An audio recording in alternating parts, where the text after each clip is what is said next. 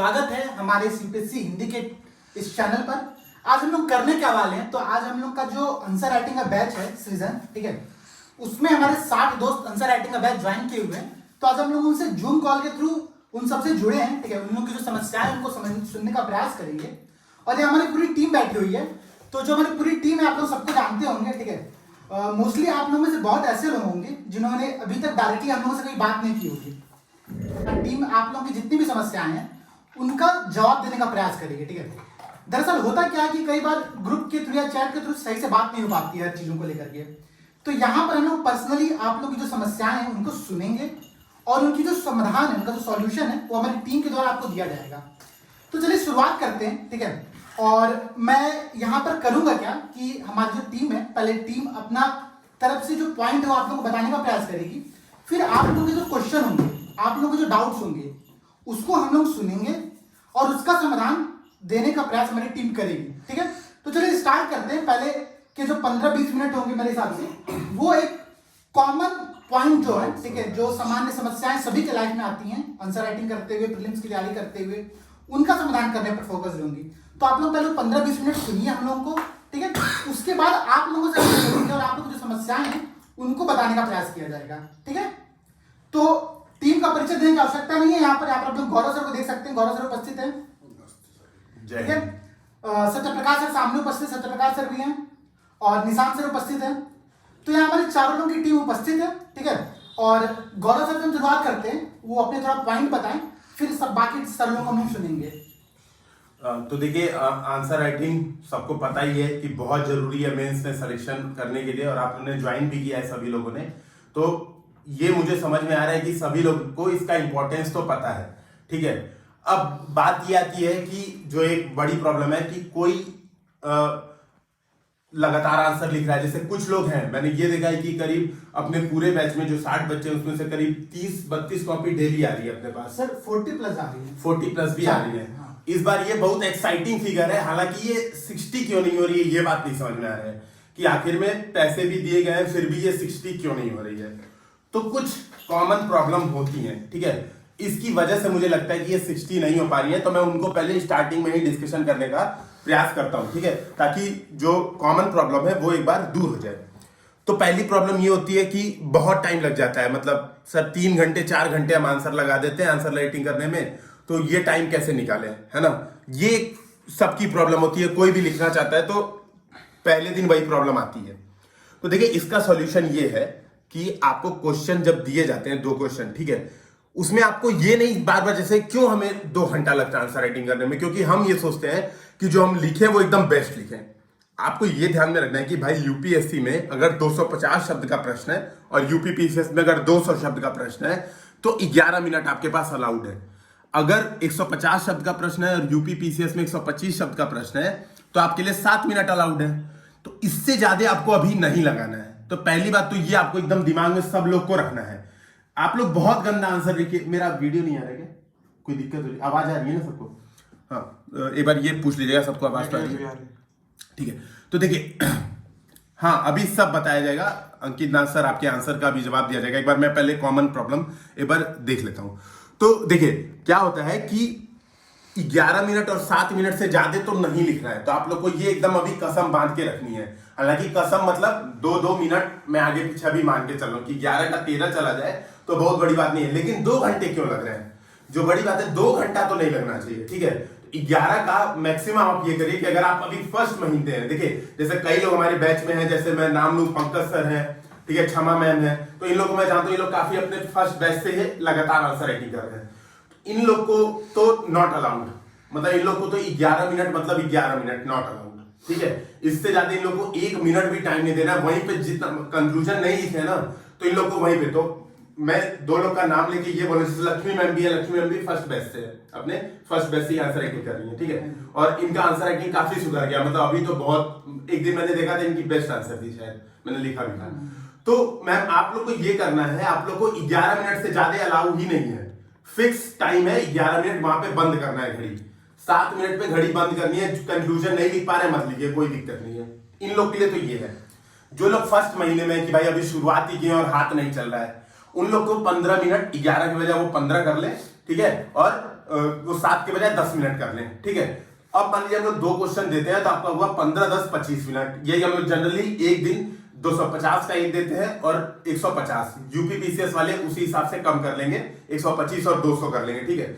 हम लोग ये वाले क्वेश्चन देते हैं तो आपके पास 25 मिनट मैक्सिमम होने चाहिए आंसर राइटिंग के लिए, ठीक है। अब एक बात जो प्रॉब्लम आती है कि यार हमें आता नहीं है सर, मतलब हम क्वेश्चन पढ़ते हैं तो हमको समझ में नहीं आता, आप लोग क्वेश्चन पता नहीं कहां कहां से दे देते हैं, ठीक है। तो ये समझ में आता है। या एक जो कॉमन प्रॉब्लम, सर अभी मैंने प्रिपरेशन शुरू किया, मुझे बस 3 ही साल हुए हैं, तो सर बस 3 ही साल हुए हैं तो अभी मेरा सिलेबस नहीं कंप्लीट हुआ है तो मैं क्या करूं। तो ये एक कॉमन प्रॉब्लम है ना। देखिए इसका क्या है, इसका एक बेस्ट सोल्यूशन है। अगर आप क्वेश्चन पढ़ रहे हैं, मान लीजिए कोई भी XYZ मैंने क्वेश्चन बनाया, या फिर हम लोग अभी लेटेस्ट कोई क्वेश्चन उठा लेते हैं, है ना। एक क्वेश्चन वो था सामाजिक अंकेक्षण पर था या फिर, हाँ ठीक है, वही बता देता हूँ। जैसे क्वेश्चन था कि सामाजिक अंकेक्षण क्या है और इसको संस्थागत बनाने में आने वाली चुनौतियों की चर्चा कीजिए, ये क्वेश्चन था हमारा, ठीक है। ये कॉमन एक क्वेश्चन था।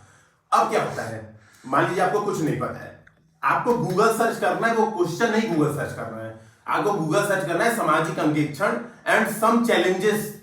गूगल सर्च केवल ये कीवर्ड सर्च करना है, चैलेंजेस टू सोशल ऑडिटिंग, ऐसे गूगल सर्च कीजिए।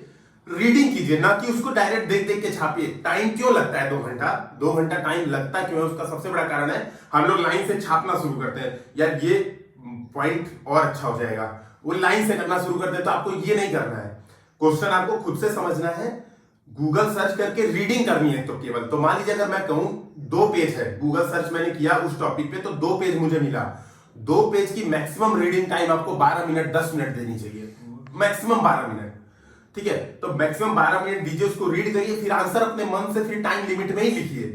तो आंसर आपको फिर वही 11 मिनट का टाइम लिमिट फिर टाइमर के साथ ही लिखना है, क्योंकि आपने उसका कंटेंट पढ़ा है तब आप लिख रहे हैं।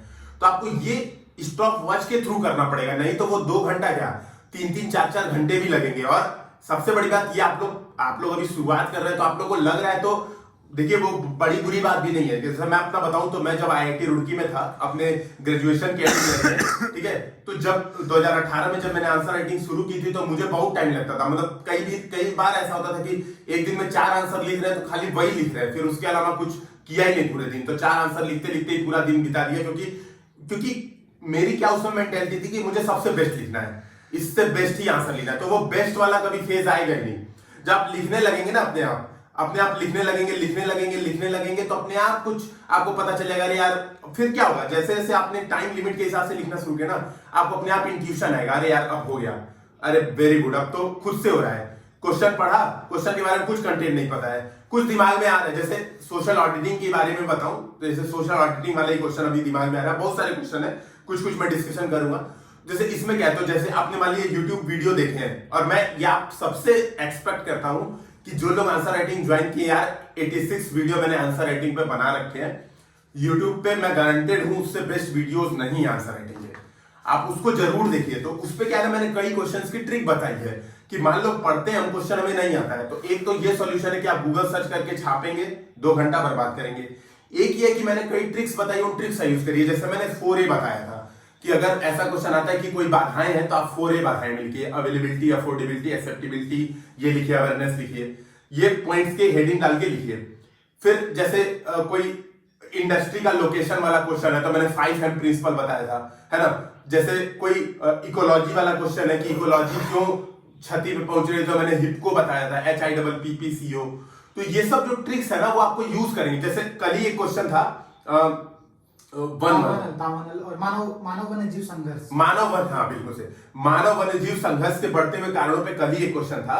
तो अगर आप लोग ने हिप्को फ्रेमवर्क याद रखा है ना, हिप्को आप देखिए एक बार सोच के, जब आप आंसर राइटिंग करेंगे ना, आप उस हिप्को फ्रेमवर्क को एक बार अपने दिमाग में बैठाए रखिए, आपको कुछ छापने की जरूरत ही नहीं। मतलब आपको हिप्को याद है ना, वो क्वेश्चन हिप्को लिखो, सामने उसका सॉल्यूशन लिखो और बेस्ट आंसर होगा। उससे बेस्ट आंसर कोई लिख नहीं सकता और बहुत टाइम नहीं लगेगा, क्योंकि आपका फ्रेमवर्क सेट है, आपको आगे के पॉइंट सोचने नहीं पड़ रहे हैं। हमारी स्पीड कैसे बढ़ती है आंसर राइटिंग की, जैसे मैं बताऊं, अभी आप लोग जब थोड़ा और प्रैक्टिस करेंगे तो ये फिर आपका भी आएगा। जैसे कई क्वेश्चन होते हैं ना, जैसे GS1 GS2, कई क्वेश्चन ऐसे होते हैं कि 250 वर्ड वाले आप 8 मिनट में लिख पाएंगे, ये देखिएगा और ये होगा। क्योंकि क्या होता है, जनरली मैं थोड़ा सा एक बार पेपर का ओवरव्यू देता हूं ताकि आप लोग को और ढंग से क्लियर होगा। आवाज जा रही है ना मेरी? मैं आपको थोड़ा यूपीएससी का एक बार माहौल दिखाता हूं, असली फेज में ले जाता हूं कि यूपीएससी में हमारे साथ होता क्या है। बेसिकली आपके पास 20 क्वेश्चन होते हैं, ठीक है। 20 क्वेश्चन में से कुछ क्वेश्चन ऐसे होते हैं, जैसे मैं GS2 की बात करूं, इंटरनेशनल रिलेशन, आपको लगेगा यार क्या गजब है, फोड़ दिया, मतलब बहुत ढंग से आता है। क्वेश्चन पढ़ेंगे आप सोचेंगे अरे मैं क्या क्या लिख दूं, वो होता है। कुछ क्वेश्चन होते हैं जैसे आर्ट एंड कल्चर के, मैं अपने हिसाब से बता रहा हूँ, आर्ट एंड कल्चर के, तो मुझे लगता है यार ये क्या पूछ दिया, ये तो पता नहीं क्या पूछ दिया, आप कैसे करेंगे। तो यूपीएससी में क्या होता है, कुछ क्वेश्चन जो आपको बहुत ढंग से आते हैं उसमें आपको 2 मिनट एक्स्ट्रा लगाने पड़ते हैं, और लग भी जाते हैं, तो जनरली 11 मिनट का 13 मिनट यहाँ पे लग जाता है। जो क्वेश्चन आपको नहीं आते हैं जैसे आर्ट एंड कल्चर का, तो वो क्वेश्चन आपके 8 मिनट में भी सॉल्व हो जाते हैं, और 8 मिनट में से फालतू का नहीं सॉल्व होते हैं, आप 250 वर्ड लिख देते हैं। जैसे मैं एक बात बताऊं आपको, अभी लेटेस्ट का एक एग्जांपल दे रहा हूं। क्वेश्चन आया था संगम एरा पे क्वेश्चन आया था कि संगम कालीन जो साहित्य है वो अपने समय के सामाजिक, आर्थिक, राजनीतिक जो पर्यावरण है या वातावरण है उसका महत्वपूर्ण सूचक है, ऐसा क्वेश्चन आया था। अब देखिए ये आंसर का अप्रोच देखिएगा, एक मेरे पास ये होता, मैं अप्रोच आपको थोड़ा सा बताना चाह रहा हूं कि मतलब अभी मैं इसी क्वेश्चन का आंसर दे रहा हूं कि 2 घंटा 3 घंटा मुझे लग रहा है सर आंसर राइटिंग में, मेरा हो नहीं रहा है। तो मैं आपको ये बताना चाहता हूं कि आपको दिल पे विश्वास रखना होगा कि हमें आता है, ये विश्वास में दिलाने का आपको प्रयास कर रहा हूं। तो देखिए जो संगम लिटरेचर पे क्वेश्चन आया तो मैंने पढ़ के देखा यार ये तो कुछ आता नहीं है, संगम लिटरेचर तो पता नहीं क्या क्या पूछ दिया। फिर तुरंत दिमाग एक बार बैकग्राउंड में जाता है, फिर याद आता है यार प्री भी तो दे रखा है ना, प्री पास करके ही तो मेंस दे रहे हैं, और प्री के लिए थोड़ी थोड़ी पढ़ाई की थी, तो प्री में कई ऑब्जेक्टिव क्वेश्चन संगम एरा पे पूछे हुए थे। अब वो क्वेश्चन मेरे दिमाग में घूमने शुरू हुए। तो एक क्वेश्चन था कि निम्नलिखित में से किन भूमियों का वर्गीकरण संगम साहित्य में किया गया है। तो जैसे नियदल होता है, कुरुंजी होती है, ठीक है, पल्लई होती है, ये सब उसमें ऑप्शन में दिया हुआ था। मैंने एक हेडिंग ये डाल दी कि उसमें क्या कहते हैं जो भू राजस्व और भूमि का वर्गीकरण दिया हुआ था, नियदल, कुरुंजी, ये ऑप्शन में डाल दिया। ठीक है, क्या हुआ, सब ठीक है ना, सही जा रहा है। तो ये था। फिर ऐसे कि क्या कहते हैं राजाओं के बारे में वर्णन था, महिलाओं की स्थिति।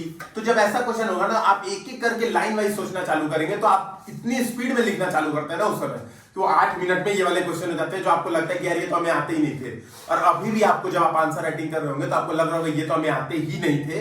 वो क्वेश्चन आप बहुत टाइम लिमिट में कर देंगे अगर आप 1 मिनट प्रश्न पढ़ के सोचे। होता क्या, हम प्रश्न पढ़ते घबरा जाते हैं, यार कुछ नहीं आता है, अब चलो गूगल सर्च करते हैं। फिर गूगल सर्च करेंगे तो गूगल सर्च में लाइन वाइज, जैसे मैं एक बता रहा हूं क्योंकि हम लोग ने देखा है, कॉपी सबकी देखते रहते हैं। जो भूमि निम्नीकरण का क्वेश्चन था वो साफ साफ दिख रहा था कि मैक्सिमम लोगों ने एक ही स्रोत से छाप दिया है, एक ही स्रोत उठाया है गूगल सर्च करके, और डिफिनीशन और हेडिंग और सारे पॉइंट्स बिल्कुल डिक्टो सेम टू सेम छपे हुए थे। ठीक है, तो ये बातें आपको समझनी पड़ेगी कि उसका, देखिए मैं नुकसान नहीं कहूंगा, छापिए मत, छापने का तो नुकसान है, पढ़िए, मैं पढ़ने से मना नहीं कर रहा हूं, गूगल सर्च करके पढ़ रहे हैं तो आपका एक पॉइंट क्रिएट हो रहा है। इवन अच्छा, मैं और गूगल सर्च करने का भी अभी तरीका डिस्कशन करता हूं। आप गूगल सर्च कर रहे हैं ना, आप एक चीज खोज रहे हैं लेकिन उसको रीड करके आप अपने मन से लिखिए आंसर। मैं आपसे यही रिक्वेस्ट करूंगा, आंसर राइटिंग आप अपने मन से ही करिए, वो पूरा छाप देंगे, आप अभी खुश हो जाएंगे कि क्या कमाल कर दिया। हम लोग भी कमेंट में लिख देंगे कि क्या गजब, मतलब 3.5 4 नंबर 5 नंबर आपको दे देंगे। उसका आपको ओरिजिनल में कोई फायदा नहीं होगा। पढ़िए, अपने मन से लिखिए, पढ़िए, डिफिनीशन लिखिए, डिफिनीशन फील लीजिए, अपने मन से लिखिए। अच्छा, एक गूगल सर्च करने का तरीका बताता हूं। हम लोग क्या करते हैं, गूगल सर्च करते हैं, जब सपोज मान लीजिए लैंड डिग्रेडेशन आया तो सारे लोगों ने यही गूगल सर्च किया था। अच्छा, जितने लोग कर रहे हैं वो लोग, अच्छा कोई वीडियो पे नहीं है, सब लोग ऑडियो पे ही है केवल। वीडियो पे आ जाइए तो आप लोग हाथ उठाइएगा ना, अगर क्वेश्चन ऐसे पूछा जाएगा तो वीडियो पर सही रहेगा। ठीक है ना सब लोग। तो जब मैं पूछूंगा तो बताइएगा ना। ये बताइए, सब लोगों ने यही सर्च मारा था ना कि लैंड डिग्रेडेशन की डिफिनीशन बताओ, जो लोग आंसर राइटिंग कर रहे हैं यही सर्च मारा था कि लैंड डिग्रेडेशन की डिफिनीशन बताओ, है ना। या फिर ये सर्च मारा हुआ कि लैंड डिग्रेडेशन के इश्यूज क्या है जो पूछे गए थे प्रश्न में। आप लोगों को ये नहीं करना है यार, बेस्ट तरीका क्या है, लैंड डिग्रेडेशन सर्च मारिए, न्यूज आता है। एक देखिए, जब गूगल सर्च करते हैं तो एक सर्च में आता है ऑल पे नहीं आपको क्लिक करना है, आपको जाना है बगल में उसके सेक्शन दिया था न्यूज पे क्लिक करेंगे, तब आपको जो बेस्ट कंटेंट है ना, जो आप लिखेंगे आंसर में, तो आपका आंसर अलग लेवल का होगा, हाई लेवल का, वो मिलेगा। तो जैसे मैं न्यूज पे क्लिक करूंगा तो न्यूज पे फर्स्ट सेकंड में न्यूज आएगी कि फाओ की रिपोर्ट मिलेगी आपको कि फाओ के अनुसार विश्व का कितना % भूमि लैंड डिग्रेडेड है। लैंड डिग्रेडेशन जब तक आपसे, मान लीजिए देखिए, भू निम्नीकरण प्रश्न में अगर पूछा हुआ है कि भू निम्नीकरण क्या है, तब तो भू निम्नीकरण की डिफिनीशन देना बहुत जरूरी है। लेकिन अगर भू निम्नीकरण नहीं पूछा है, सीधे प्रॉब्लम्स पूछा है, उसका समाधान पूछा है, तो अगर आप ये फैक्ट से इंट्रोडक्शन कर रहे हैं, ये वाले फैक्ट्स कि फाओ के अनुसार ये है, यूएनसीसीडी, जब ये वाले होते हैं ना, तो हर प्रश्न के हम लोग को कीवर्ड से आंसर करना होता है। तो जैसे जब मैं लैंड डिग्रेडेशन का क्वेश्चन पढ़ रहा हूँ ना या फिर क्वेश्चन लिख रहा हूँ तो मेरे दिमाग में उससे रिलेटेड कीवर्ड्स होंगे। कौन से कीवर्ड्स? जैसे यूएनसीसीडी होगा मेरे दिमाग में ये होगा कि कौन सी अप्रोच करें। जैसे जीरो बजट नेचुरल फार्मिंग होगा, मेरे दिमाग में एक रीजनल मैप बनेगा इंडिया का कि किस किस एरिया में किन की। जैसे देखिए लोगों ने आंसर बहुत अच्छे लिखे थे इसके, क्योंकि गूगल सर्च किया था, ठीक है। अकल लगाइए उसमें साथ में। जैसे गूगल सर्च किया तो आपको पता है कि खनन की वजह से हो रहा है, वायु अपर्दन से हो रहा है, पानी से कहीं अपर्दन से हो रहा है, ऐसे ऐसे लोगों ने लिखे थे, बहुत बढ़िया कंटेंट था, नो डाउट। लेकिन अगर आप उसको मैप में दिखाइए कि इंडिया का मैप बनाइए, किनारे तटों पे दिखाइए कि यार यहाँ पे पानी घुस रहा है, इस वजह से डिग्रेड हो रहा है। आपने बनाया कि जो राजस्थान का रीजन है वहां पे मरुस्थलीकरण हो रहा है, इस वजह से डिग्रेड हो रहा है। छोटा नागपुर में आपने दिखाया खनन हो रहा है, इस वजह से डिग्रेड हो रहा है। आपने नॉर्थ ईस्ट में दिखाया कि झूम कृषि हो रही है, इस वजह से डिग्रेड हो रहा है। तो आपका जो आंसर होगा वो रीजनल अप्रोच, वो आपको 2 नंबर सबसे एक्स्ट्रा दिलाएगा, मतलब यहाँ पे 2 नंबर एक्स्ट्रा दिलाएगा, क्योंकि आपने छोटे में छोटा मैप बना के अपनी सारी बातें आपने कह दी। तो ये बात आपको आंसर राइटिंग करते समय ध्यान रखना होगा। हालांकि अभी आप लोग के 10 दिन हुए आंसर राइटिंग में, तो आप लोग को गूगल सर्च करना है, नो डाउट करिए, क्योंकि अभी कई लोग बहुत स्टार्टिंग फेज में और आंसर राइटिंग कर रहे हैं, बहुत खुशी की बात है। गूगल सर्च तो रूल नंबर 1, पहले तो डायरेक्ट छापना नहीं है, ये रूल आप लोग बना लीजिए, इसको नोट कर लीजिए, डायरेक्ट कॉपी पेस्ट नहीं करना है।